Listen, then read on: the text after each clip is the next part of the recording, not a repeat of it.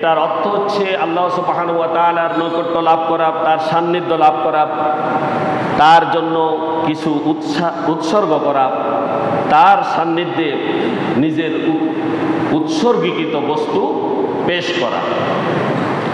এটাই হচ্ছে কোরবানের অর্থ। ইসলামী শরীয়তের পরিভাষায় মহান আল্লাহ সুবহানাহু ওয়া তাআলার সান্নিধ্য ও সন্তুষ্টি লাভের উদ্দেশ্যে আল্লাহ তাআলার নামে নির্দিষ্ট তারিখে, নির্দিষ্ট নিয়মে, নির্দিষ্ট পশু জবে করাকে কোরবানি বলা হয়ে থাকে। সম্মানিত হাজিরিন, এই কোরবানি প্রত্যেক জাতির উম্মতের উপরেই কোরবানির বিধান ছিল। আল্লাহ সুবহানাহু ওয়া তাআলা বলেছেন, ওয়ালিকুল্লি উম্মাতিন জাআলনা মানসাকাল লিয়াযকুরু ইসমাল্লাহি আলা মা রাযাকাহুম মিন বাহিমাতিল আনআম ফাইলাহুকুম ইলাহুন ওয়াহিদ ফালাহু আসলিমু ওয়া বাশশিরিল মুখবিতিন।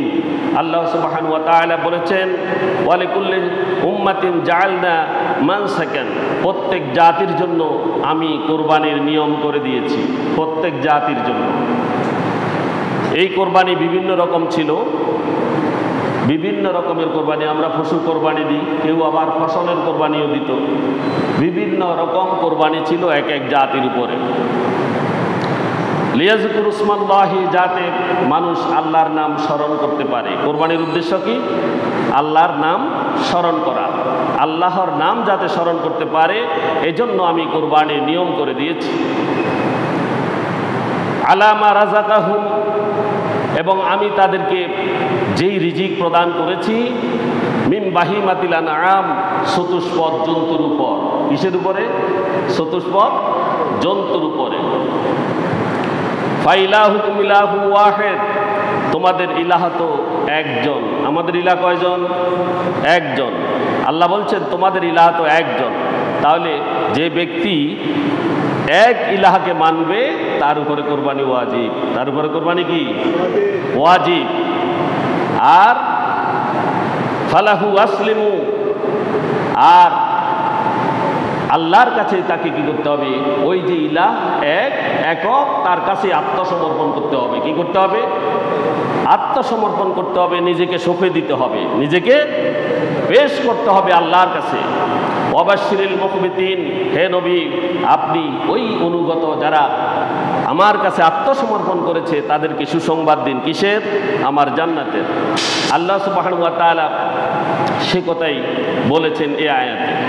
এরপরে আল্লাহ তাআলার সন্তুষ্টির উদ্দেশ্যেই কোরবানি করতে হবে। কোরবানি তো আমরা অনেক সময় বলি, ছেলেমেয়েরা অনেক, আত্মীয় স্বজন অনেক, তারা অনেকে কোরবানি করতেছে না, আমার কাছে টাকা পয়সা আছে আমি একটু করি, এটা নাকি? এটা নাকি কোরবানি? কোরবানি হবে আল্লাহর সন্তুষ্টির জন্য, আল্লাহর সন্তুষ্টির জন্য, কারো সন্তুষ্টির উদ্দেশ্য নয়। কাউকে আপনার গোস্ত বিতরণের জন্য গোস্ত বিতরণ করবেন, ঠিক আছে, কিন্তু কাউকে গোস্ত দেওয়ার জন্য, মাংস দেওয়ার জন্য আপনি কোরবানি করবেন এমন নয়। কোরবানি করবেন কার জন্য? আল্লাহর সন্তুষ্টি অর্জনের জন্য। মহান আল্লাহ সুবহানাহু ওয়া তাআলা সূরা হাজের 37 নং আয়াতে ইরশাদ করেছেন, লা ইয়ানালাল্লাহু দুহুবুহা ওয়ালা দিমাউহা ওয়ালাকিন ইয়ানালুহু তাকওয়া মিনকুম কাযালিকা সাখখারাহা লাকুম লিতুকাব্বিরুল্লাহা আলা মা হাদাকুম ওয়া বাশশিরিল মুহসিনিন। আল্লাহ সুবহানাহু ওয়া তাআলা বলছেন, লা ইয়ানালাল্লাহু লুহুমুহা ওয়ালা দিমাউহা, লা ইয়ানালাল্লাহু, আল্লাহর কাছে পৌঁছায় না, আল্লাহর কাছে পৌঁছায় না, লুহুমুহা ওয়ালা দিমাউহা, ওই কুরবানির পশুর রক্ত এবং মাংস, লুহুমুহা উহার মাংস, ওয়ালা দিমাউহা এবং উহার রক্ত। আল্লাহর কাছে রক্ত মাংস কিছু যায় কিনা? যায়নি। আল্লাহর কাছে পৌঁছায়? রক্ত যায়? মাংসগুলো আল্লাহর কাছে যায়? কিছুই যায় না, সবগুলো আপনার জন্যই থাকে, ঠিক কিনা? আমাদের জন্যই থেকে যায়, আল্লাহর কাছে এগুলো পৌঁছায় না। ওয়ালাকিন ইয়ানালুহু তাকওয়া মিনকুম, শুধুমাত্র আল্লাহ সুবহানাহু ওয়া তাআলার কাছে পৌঁছায় তোমার অন্তরের তাকওয়া। কি অন্তরের তাকওয়া? তুমি আল্লাহকে কতটুকু ভয় করছো, আমি আল্লাহকে কতটুকু ভয় করছি। আল্লাহ বলছেন তোমরা কতটুকু আমাকে ভয় করছো, এটাই আমি তোমাদেরকে কি পরীক্ষা করছি, আমার কাছে এটাই পৌঁছায়। কোনটা? তাকওয়া ব্যতীত আর কিছুই পৌঁছায় না। কাযালিকা সাখখারাহা লাকুম, সুতরাং এভাবেই তিনি সেসবকে তোমাদের অধীন করে দিয়েছেন। লিতুকাব্বিরুল্লাহ আলা মা হাদাকুম, লিতুকাব্বিরুল্লাহ, যাতে তোমরা আল্লাহর তাকবীর ঘোষণা করতে পারো, তাকবীর পাঠ করতে পারো। আলা মা হাদাকুম, তিনি তোমাদেরকে হিদায়াত দান করেছেন। আল্লাহ সুবহানাহু ওয়া তাআলা তোমাদেরকে বলছেন, আমাদেরকে বলছেন তোমাদেরকে হিদায়াত দান করেছেন তিনি। সুতরাং তোমরা তার নামে তাসবিহ তাহলিল পাঠ করো, তাকবীর পাঠ করো। তাকবীরের কথা বলছেনি? বলছে তাকবীর, আল্লাহু আকবার, আল্লাহু আকবার, লা ইলাহা ইল্লাল্লাহু, আল্লাহু আকবার, আল্লাহু আকবার, ওয়া লিল্লাহিল হামদ। এই তাকবীর পাঠ করতে আমাদেরকে বলা হয়েছে। ওয়া বাশশিরিল মুহসিনিন, সুতরাং তুমি সৎকর্মশীলদেরকে সুসংবাদ দাও। কাকে বলছে? নবীকে। কাকে?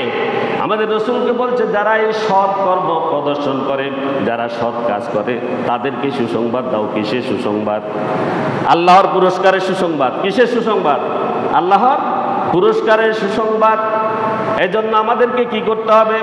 কোরবানি করতে হবে। এই কোরবানি কার জন্য করবেন? নিজের সন্তুষ্টি, আত্মীয় স্বজনের সন্তুষ্টি, না আল্লাহর সন্তুষ্টির জন্য?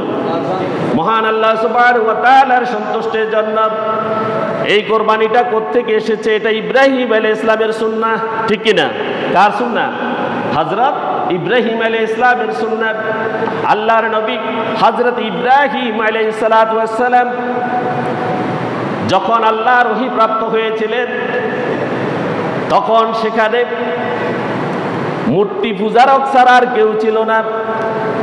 আল্লাহ সুবহানাহু ওয়া তাআলা একে একে হযরত ইব্রাহিম আলাইহিস সালামকে কোন তাফসীরকারক বলেছেন 10টি পরীক্ষা করেছেন, কোন কোন তাফসীরকারক উল্লেখ করেছেন 30টি পরীক্ষা করেছেন। 30টি পরীক্ষা করেছেন, তার মধ্যে 3টি পরীক্ষা প্রধান।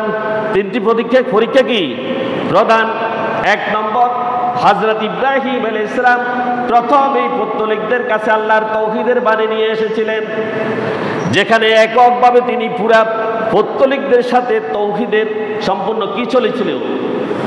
দুইটার মধ্যে দ্বন্দ্ব, সত্য এবং মিথ্যা, সত্য এবং মিথ্যার দ্বন্দ্ব। শুধু হযরত ইব্রাহিম আলাইহিস সালাম একা, হযরত ইব্রাহিম আলাইহিস সালাম একা ছিলেন।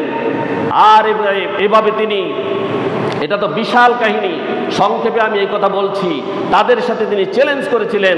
আল্লাহ তাআলা কোরআনে সূরা আম্বিয়ায় সেগুলো সন্নিবেশিত করে দিয়েছিলেন। বিশাল আয়াত সেখানে আছে, বিশাল বর্ণনা সেখানে আছে, যে তিনি তাদেরকে বলেছিলেন তোমাদের মূর্তিগুলো সম্পূর্ণ অসার। সম্পূর্ণ মূর্তিগুলো কি? অসার। তাই তিনি প্রত্যেকে যখন পূজায় গিয়েছিল, তাদের সমস্ত মূর্তিগুলোকে ভেঙে একটার সাথে কুঠার ঝুলিয়ে তিনি চলে গিয়েছিলেন। সবাই বলেছে এটা ইব্রাহিমের কাজ। যখন ইব্রাহিম আলাইহিস সালামকে সেখান থেকে এসে জিজ্ঞাসা করা হয়েছিল আমাদের মূর্তিগুলো কে ভেঙেছে, বলে ওই তোমাদের বড় মূর্তিটিকে জিজ্ঞাসা করো যার গলায় কুঠার বাঁধা রয়েছে। সবাই গিয়ে বলে মূর্তি তো কথা বলতে পারে না। তাহলে এটা কিসের রব? এটা কিসের রব? কিসের ইবাদত তোমরা করছো? আমাদের রব কয়জন? ইলাহুকুম ইলাহু ওয়াহিদ। তোমাদের রব হচ্ছে একজন। তোমাদের রব কয়জন? একজন, তিনি হচ্ছেন আল্লাহ সুবহানাহু ওয়া তাআলা। সেই রবের ইবাদত তোমরা করবে।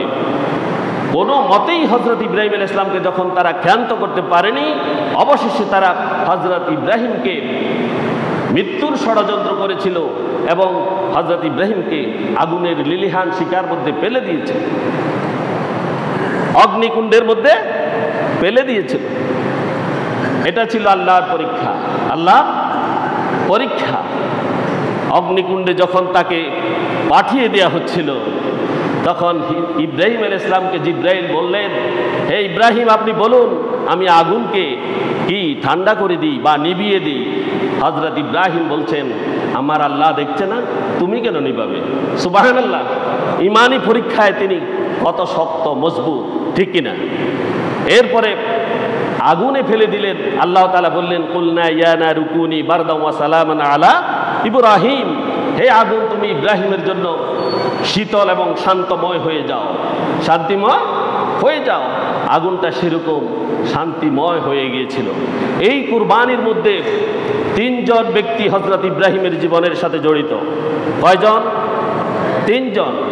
একজন ছিলেন হযরত ইব্রাহিম আলাইহিস সালামের স্ত্রী বিবি হাজেরা, দ্বিতীয় ছিলেন হযরত ইসমাইল এবং প্রথম তো ছিলেন হযরত ইব্রাহিম।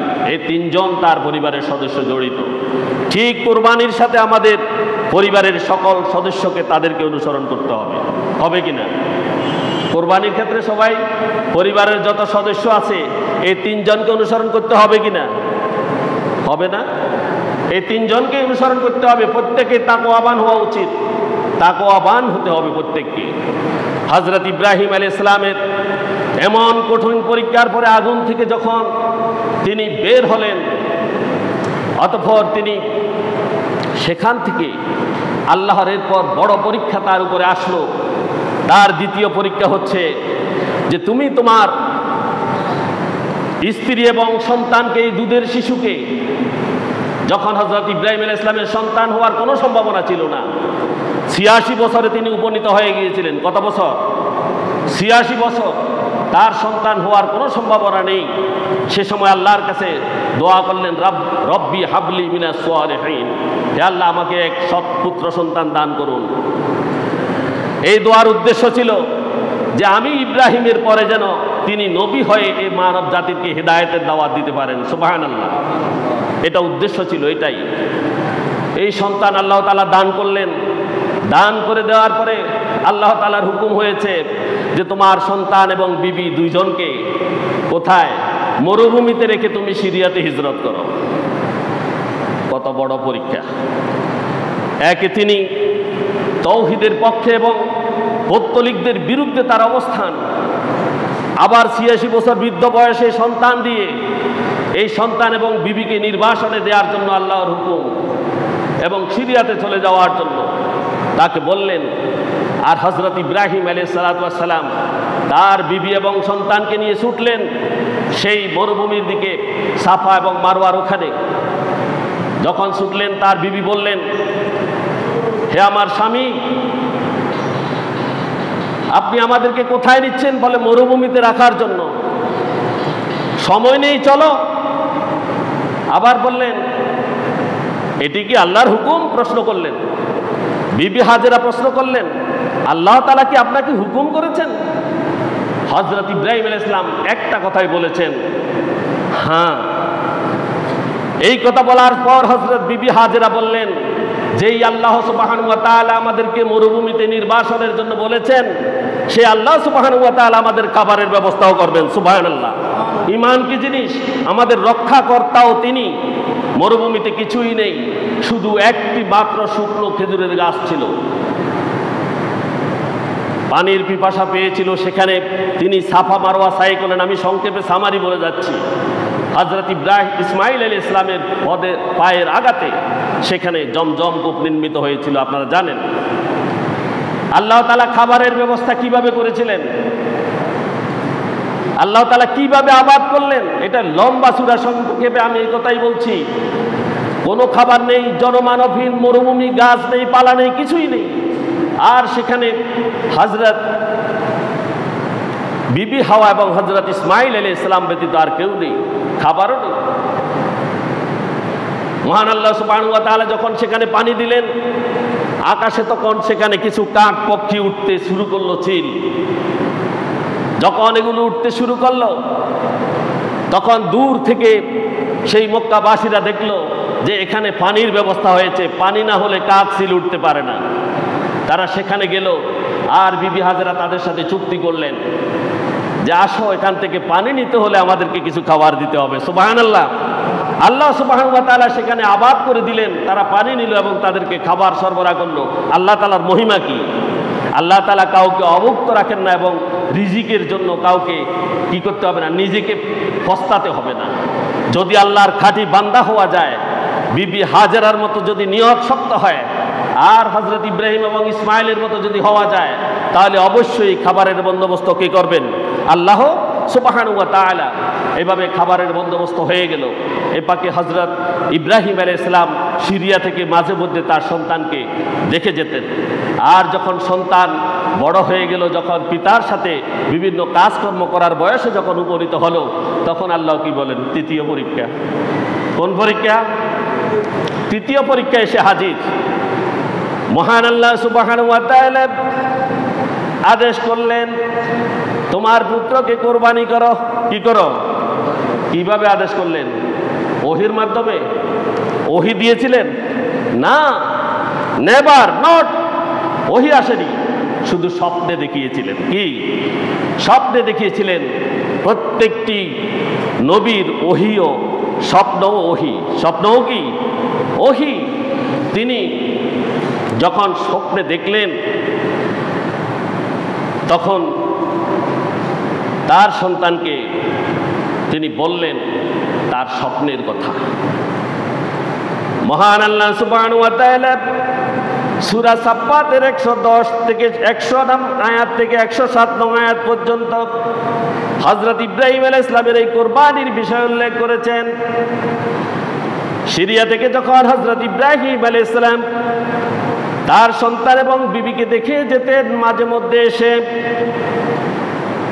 এই অসহায় অবস্থায় হযরত ইসমাইল আলাইহিস সালাম বড় হয়েছিলেন এবং পিতার সম্পূর্ণ স্নেহ ভালোবাসা থেকে হযরত ইসমাইল আলাইহিস সালাম বঞ্চিত ছিলেন। এমত অবস্থায় আল্লাহর পক্ষ থেকে নির্দেশ এলো, হে ইব্রাহিম, তুমি তোমার ছেলেকে নিজ হাতে জবে করে দাও। কোরআনের ভাষায় এই ঘটনা ছিল এরূপ, রব্বি হাবলি মিনাস সালিহিন, হে আমার পরওয়ারদিগার আমাকে এক সৎ পুত্র সন্তান দান করুন। এই দোয়া করেছিলেন হযরত ইব্রাহিম আলাইহিস সালাম। এরপরে আল্লাহ তাআলা বলছেন, ফাবাশশারনাহু বিগুলামিন হালিম। সুতরাং আমি হযরত ইব্রাহিম আলাইহিস সালামের দোয়ার বরকতে, তিনি যে দোয়া করেছিলেন সেই দোয়া আমি কবুল করলাম এবং আমি তাকে এক সহনশীল পুত্রের সুসংবাদ দান করলাম। হযরত ইব্রাহিম আলাইহিস সালাম এর সন্তান যদি সৎ সন্তান না হয় আর যদি সহনশীল সন্তান না হয়, তাকে কি সহজে কোরবানির জন্য রাজি করানো যাবে কিনা? যাবে নি? যেত? আল্লাহ তাআলা সে কথা বলছেন, ফাবাশশারনাহু বিগুলামিন হালিম, আমি তাকে এক সহনশীল পুত্রের সুসংবাদ দান করলাম। এরপরে হযরত ইব্রাহিম আলাইহিস সালাম কে উদ্দেশ্য করে আল্লাহ তাআলা সে কথাই কোরআনে উল্লেখ করেছেন। আল্লাহ বলেছেন, ফালাম্মা বালাগা মা'হুস সা'য়া ক্বালা ইয়া বুনাইয়া ইন্নী আরা ফিল মানাম আন্নী আযবাহুকা ফানজুর মাযা তারা। হযরত ইব্রাহিম আলাইহিস সালাম যখন হযরত ইসমাইলকে কোরবানি করার স্বপ্ন দেখলেন, পরের দিন তিনি 100টি দুম্বা জবাই করেছিলেন। কতটি? 100টি দুম্বা জবাই করেছিলেন। আল্লাহ সুবহানাহু ওয়া তাআলা পরের দিন আবার যখন স্বপ্নে দেখালেন তোমার প্রিয় বস্তু কোরবানি করো, তখন তিনি পরের দিন 100টি উট জবাই করেছিলেন। কতটি? 100টি উট জবাই করেছিলেন। তৃতীয় দিন আবার স্বপ্নে দেখলেন একই স্বপ্ন, তোমার প্রিয় বস্তু কোরবানি করো।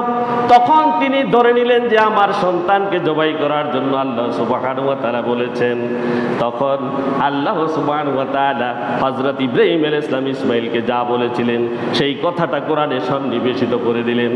আল্লাহ বলছেন, ফালাম্মা বালাগা মা'হুস সা'য়া, হযরত ইসমাইল আলাইহিস সালাম যখন কি করলেন? পিতার সাথে চলাফেরার বয়সে যখন উপনীত হয়ে গেলেন, ক্বালা ইয়া বুনাইয়া ইন্নী আরা ফিল মানাম, ক্বালা হযরত ইব্রাহিম আলাইহিস সালাম বললেন, ইয়া বুনাইয়া, হে আমার প্রিয় প্রিয় পুত্র, ইন্নী নিশ্চয় আমি আরা দেখেছি, ফিল মানামে স্বপ্নের মধ্যে, আমি স্বপ্নের মধ্যে দেখেছি, আন্নী আযবাহুকা ফানজুর মাযা তারাম, আন্নী আযবাহুকা আমি তোমাকে জবাই করছি, ফানজুর মাযা তারাম এখন আমি তোমার কাছে জানতে চাচ্ছি এই বিষয়ে তোমার অভিমত কি, এ বিষয়ে তোমার অভিমত কি, আমি তোমার কাছে জানতে চাই। হযরত ইসমাঈল আলাইহিস সালাম যেই উত্তর দিয়েছিলেন সে কথা আল্লাহ বলছেন। হযরত ইসমাঈল আলাইহিস সালাম বললেন, قال يا أبت افعل ما تؤمر ستجدني إن شاء الله من الصابرين। হযরত ইসমাঈল আলাইহিস সালাম বলেন, ইয়া আবাতি, হে আমার আব্বা, ইফআল মা তু'মার, আপনি আল্লাহর পক্ষ থেকে যাহা আদিষ্ট হয়েছেন তা আপনি করে ফেলুন। সাতাজিদুনি ইনশাআল্লাহু মিনাস সাবিরিন, মহান আল্লাহ যদি চাহে আমি ইসমাঈল আপনাকে বলছি আপনি আমাকে সবরকারীদের মধ্যে পাবেন। সুবহানাল্লাহ। রাজি হয়ে গিয়েছে সন্তান, কি রাজি হয়ে গেছে। কারণ কি? কারণ আল্লাহ তাআলা বলছেন তাকে আমি এক সহনশীল পুত্রের কি করলাম, সুসংবাদ দিলাম। আর হযরত ইসমাঈল আলাইহিস সালামের জন্য দোয়া করেছিলেন হযরত ইব্রাহিম আলাইহিস সালাম, আমি একটি সৎ পুত্র সন্তান চাই। সৎ পুত্র এবং সহনশীল পুত্র আল্লাহ দিয়েছেন, তাই হযরত ইসমাঈল আলাইহিস সালাম বললেন আমাকে আপনি ধৈর্যশীলদের সাথেই পাবেন, ধৈর্যশীলদের সাথেই পেয়ে যাবেন।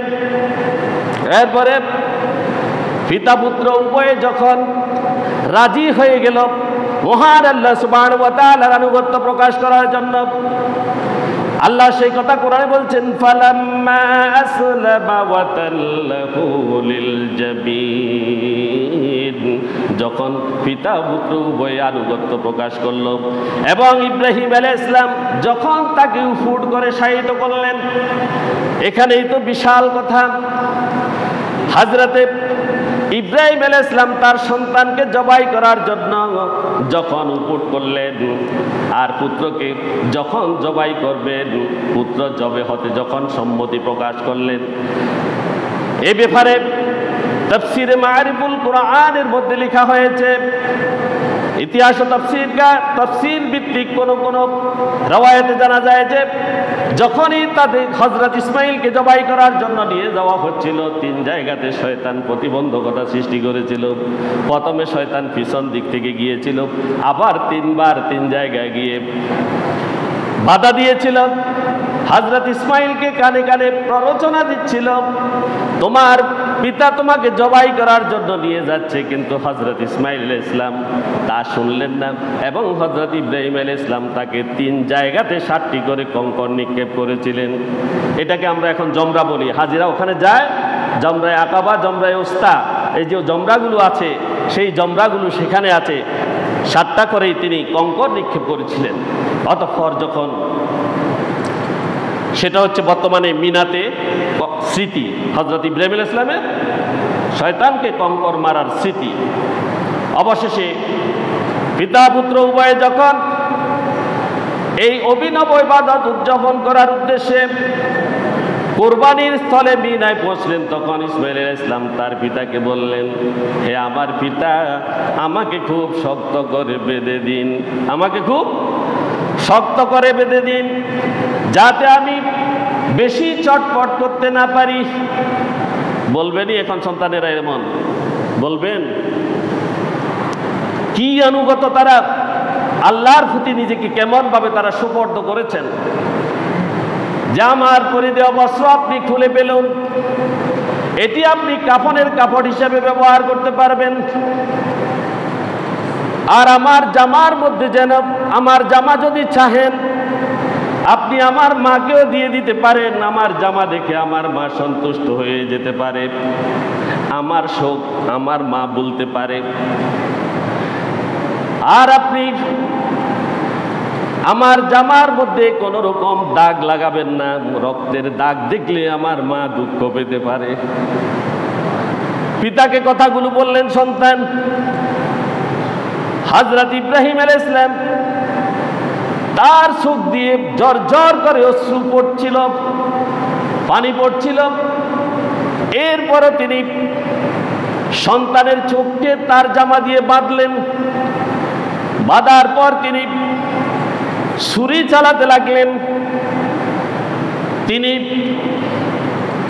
ছুরি যখন চালাচ্ছিলেন, বিভিন্ন তাফসীর কারক সেখানে বলেছেন মহান আল্লাহ সুবহানাহু ওয়া তাআলা মাঝখান দিয়ে একটি তামার পাত দিয়ে দিয়েছিলেন। সুবহানাল্লাহ। ছুরিটি ছিল অত্যন্ত ধারালো, কিন্তু হযরত ইব্রাহিম আলাইহিস সালাম সেটাকে চালাতে পারছিলেন না। সেটা তিনি যতই শক্তি প্রয়োগ করছিলেন, ছুরি নিচ দিকে যাচ্ছিল না। আল্লাহ তাআলার আরশের মধ্যে এক মহা খেলা শুরু হয়ে গেল। সমস্ত ফেরেশতাকুল বেকুল হয়ে ছুটাছুটি করতে লাগলো এবং আল্লাহর কাছে আরাধনা করতে লাগলো, হে আল্লাহ, আপনি কি খেলার অবতারণা করেছেন? যাকে বৃদ্ধ বয়সে একটি সন্তান দিয়েছেন, আর সেই সন্তানকে জবাই করার জন্য আপনি কি খেলা সৃষ্টি করলেন? সেই ফেরেশতারাও তাদের জন্য দোয়া করতে লাগলেন। ফেরেশতাদের দোয়া আল্লাহ সুবহানাহু ওয়া তাআলা কবুল করলেন। হযরত ইব্রাহিম আলাইহিস সালাম যখন চেষ্টা করলেন, তিনি কোনো মতে ছুরি নিচের দিকে নিতে পারছিলেন না। রাগত অবস্থায় তিনি ছুরিকে বোতা মনে করে সামনের দিকে নিক্ষেপ করলেন। নিক্ষেপ করার পর একটি শক্ত পাথরের মধ্যে ওই ছুরিটি পড়ে পাথরটি ফেটে কেটে চূর্ণ বিচূর্ণ হয়ে যায়। সুবহানাল্লাহ। হযরত ইব্রাহিম দেখলেন যে ছুরি তো ঠিক আছে, কিন্তু আমার ছুরি নিচের দিকে যায় না কেন? হযরত ইসমাঈল আলাইহিস সালাম বললেন, হে পিতা, আমার চেহারা উপরের দিকে, আপনি আপনার চোখ দিয়ে আমাকে দেখছেন, সুতরাং আপনি আপনার চক্ষু বেঁধে নিন এবং আমাকে কাত করে শুয়ে দিন। হযরত ইব্রাহিম আলাইহিস সালাম তাই করলেন। বারবার তিনি চেষ্টা করলেন নিচের দিকে ছুরিকে নেওয়ার জন্য, কিন্তু ছুরি তো আবারও যায় না। এরপরে তিনি হতাশ হয়ে পিছনের দিকে যখন তাকালেন, আল্লাহ সুবহানাহু ওয়া তাআলা সেই ইব্রাহিম আলাইহিস সালামের কাছে একটি দুম্বা পাঠিয়ে দিলেন জবাই করার জন্য। লম্বা শিং বিশিষ্ট, লম্বা শিং বিশিষ্ট এবং যেটা দেখতে চমৎকার এমন একটি দুম্বা। পিছনে তিনি দেখলেন আল্লাহর ফেরেশতা হযরত ইসমাঈলকে সরিয়ে ওই দুম্বাটি সেখানে শায়িত করে দিলেন। আর যখনই দুম্বার উপরে তিনি চাপ দিলেন, আর সাথে সাথে দুম্বাটি জবাই হয়ে গেল। সুবহানাল্লাহ। আল্লাহ সুবহানাহু ওয়া তাআলা হযরত ইব্রাহিম আলাইহিস সালামের কুরবানি কবুল করে নিলেন। আল্লাহ বলছেন, এখানে বলছে আল্লাহ বলছেন ওয়ানাদাইনাহু ইয়া ইব্রাহিম, তখন আমি ইব্রাহিমকে ডেকে বললাম, হে ইব্রাহিম, কাদ সাদ্দাকতার রুয়া। আল্লাহ বলেন, হে ইব্রাহিম, তুমি তো তোমার স্বপ্নকে সত্যে পরিণত করলে, স্বপ্নকে সত্যে পরিণত করলে। এখান থেকে আমাদের শিক্ষা কি? এই কথা থেকে আমরা কি শিখলাম? আল্লাহর পথে যদি কেউ প্রচেষ্টা চালায়, সে ব্যর্থ হয় না, সে ব্যর্থ হয় না, হবে না। তাকে আল্লাহ তাআলা ব্যর্থ করবেন না। তিনি তার স্বপ্নকে বাস্তবায়ন করতে চেয়েছেন। কোনো সংকোচ, কোনো দ্বিধা তার পিতা পুত্র কারো মধ্যে ছিল না। হযরত ইব্রাহিম আলাইহিস সালামের বিবি হাজিরাও একমত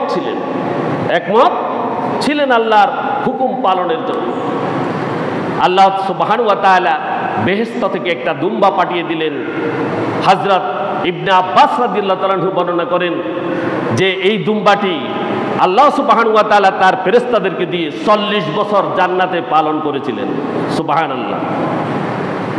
সেই দুম্বাই এখানে জবাই হয়েছিল। আবার রাসূলুল্লাহ সাল্লাল্লাহু আলাইহি ওয়াসাল্লামের সাহাবীরা বংশ ক্রমে তারা দেখেছিলেন সেই দুম্বার দুটি শিং কাবা শরীফের মধ্যে ছিল। রাসূল সাল্লাল্লাহু আলাইহি ওয়াসাল্লামের একটি হাদিস রয়েছে যে হযরত মুহাম্মদ সাল্লাল্লাহু আলাইহি ওয়াসাল্লাম তার সাহাবীদেরকে বলেছিলেন, তোমরা যখন সালাত কায়েম করবে, দেখো ওখানে দুইটি একটি পশুর দুটি শিং রয়েছে, সেই শিংগুলোকে তোমরা ডেকে দাও। সেই দুটি শিংও সেখানে ছিল ওই দুম্বা।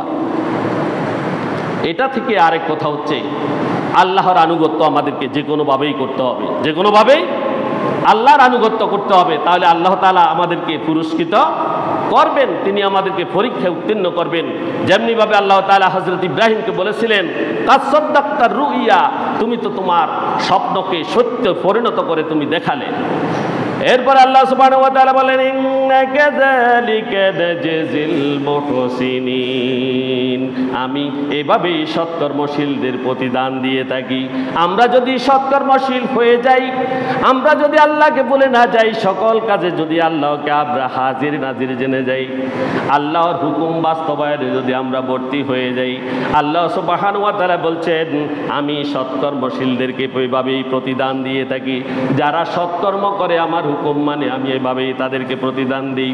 ইন্না হাযা লাহুয়াল বালাউল মুবিন, আর ইব্রাহিম এবং ইসমাইলকে আমি যেটি করেছি সেটা ছিল আমার তরফ থেকে পরীক্ষা, আমার তরফ থেকে পরীক্ষা।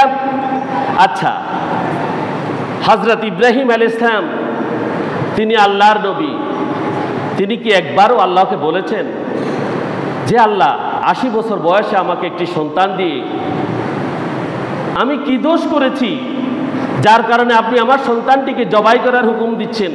একটিবারও এই কথা বলেছে? প্রশ্ন করেছে? বলেন, করেছে কিনা?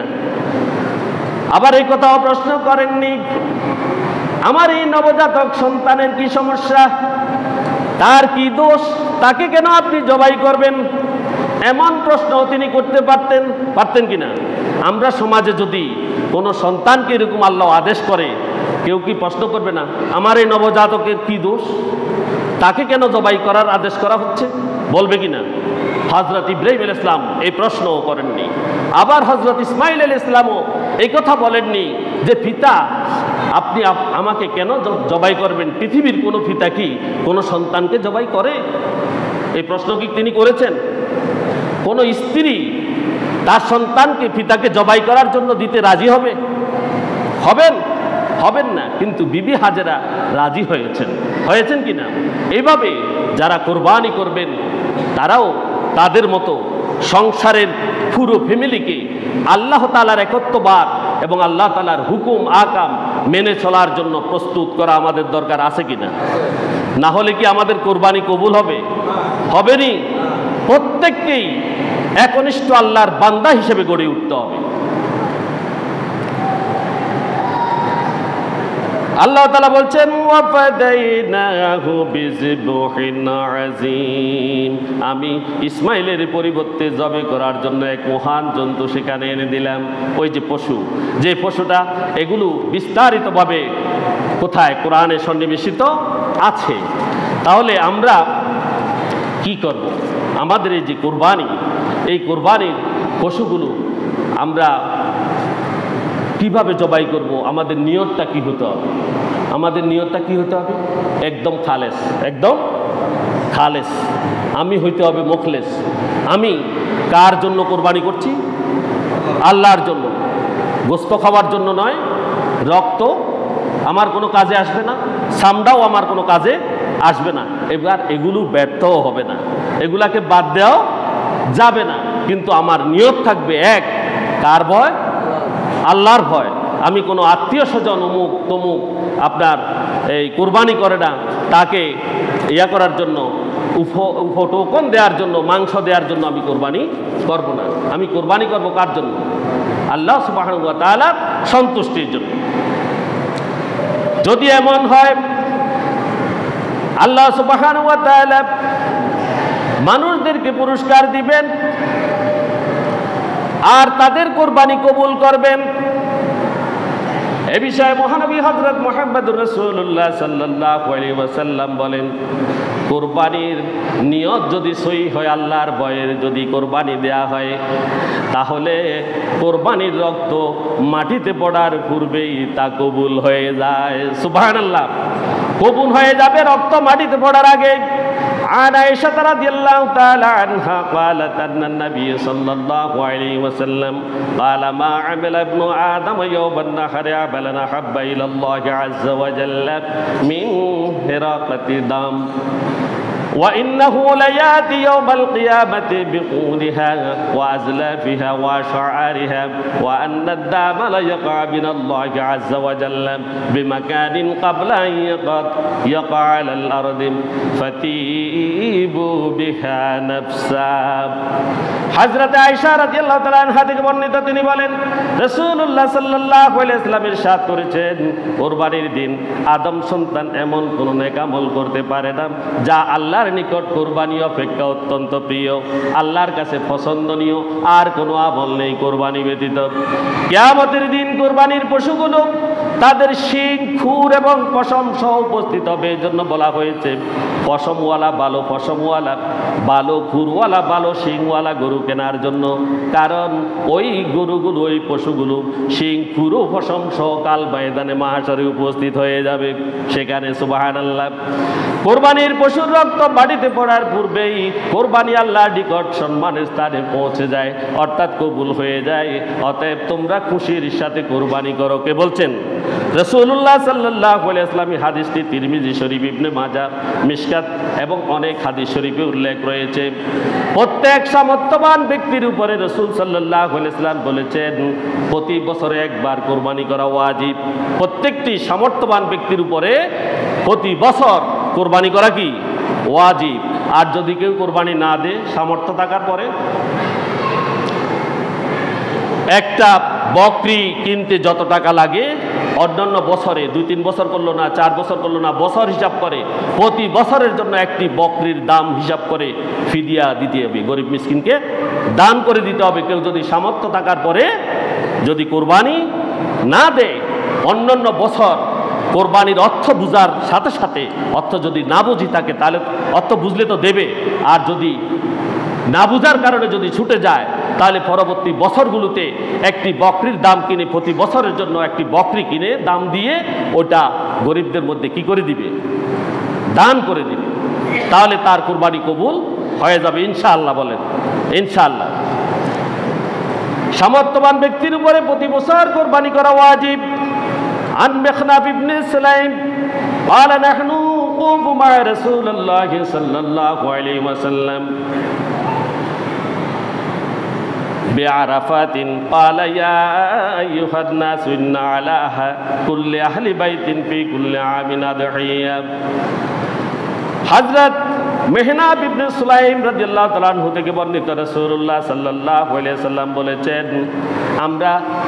তিনি বলেছেন রাসূল সাল্লাল্লাহু আলাইহি ওয়াসাল্লামের সাথে আমরা আরাফায় আরাফাতে বসা ছিলাম অবস্থান করছিলাম এমত অবস্থায় রাসূল সাল্লাল্লাহু আলাইহি ওয়াসাল্লাম বললেন ক্বালা আইয়ুহান নাস হে মানব সকল ইন্না আলা কুল্লি আহলি বাইতিন মিন কুল্লি আবিন আদহিয়া আমাদের প্রত্যেক পরিবারের জন্য প্রতি বছর কোরবানি করা ওয়াজিব প্রতি বছর কোরবানি করা কি ওয়াজিব আর যদি কোরবানি না করেন যেটা আমি আগেই বলে ফেলেছি কারো কাছ থেকে যদি অতীতে কোনো কোরবানি ছুটে যায় তিনি একটি ছাগলের মূল্য নির্ধারণ করে তিনি ওই বছরের জন্য সেটা তিনি ফিদিয়া দিয়ে দিবেন গরিব মিসকিনকে দিয়ে দিবেন দান করে দিবেন রাসূল সাল্লাল্লাহু আলাইহি ওয়াসাল্লাম প্রতি বছর কোরবানি করতেন আন ইবনে উমর রাদিয়াল্লাহু তাআলা আনহু قال اقام رسول الله صلى الله عليه وسلم بالمدينه 10 سنين يضحيا হযরত ইবনে উমর রাদিয়াল্লাহু তাআলা আনহু থেকে বর্ণিত তিনি বলেন রাসূল সাল্লাল্লাহু আলাইহি ওয়াসাল্লাম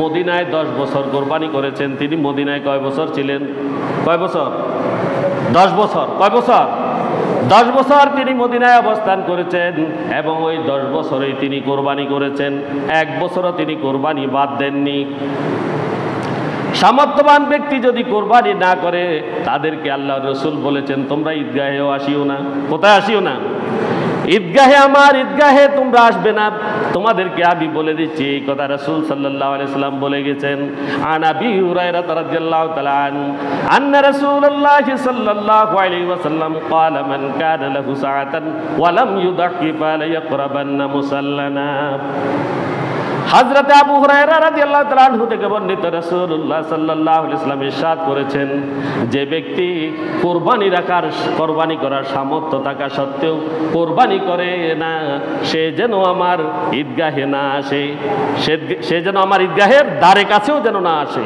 কে বলেছেন? রাসূলুল্লাহ সাল্লাল্লাহু আলাইহি ওয়াসাল্লাম। সুতরাং এই হাদিস দ্বারা প্রমাণিত হয় প্রত্যেক সামর্থ্যবান মুসলমানের উপরে প্রতি বছর কোরবানি করা ওয়াজিব। প্রতি বছর কোরবানি করা কি ওয়াজিব। যদি ইচ্ছাকৃতভাবে তা বর্জন করে তবে ওয়াজিব তরক করার গুনাহ তার হয়ে যাবে।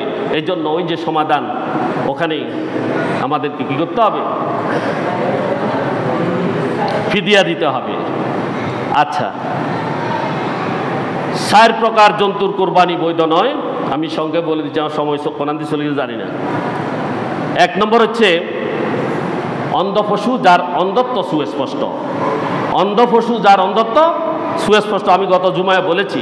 রুগ্ন পশু যার রুগ্নতা প্রকট। খোড়া পশু যার পঙ্গুত্ব সুস্পষ্ট।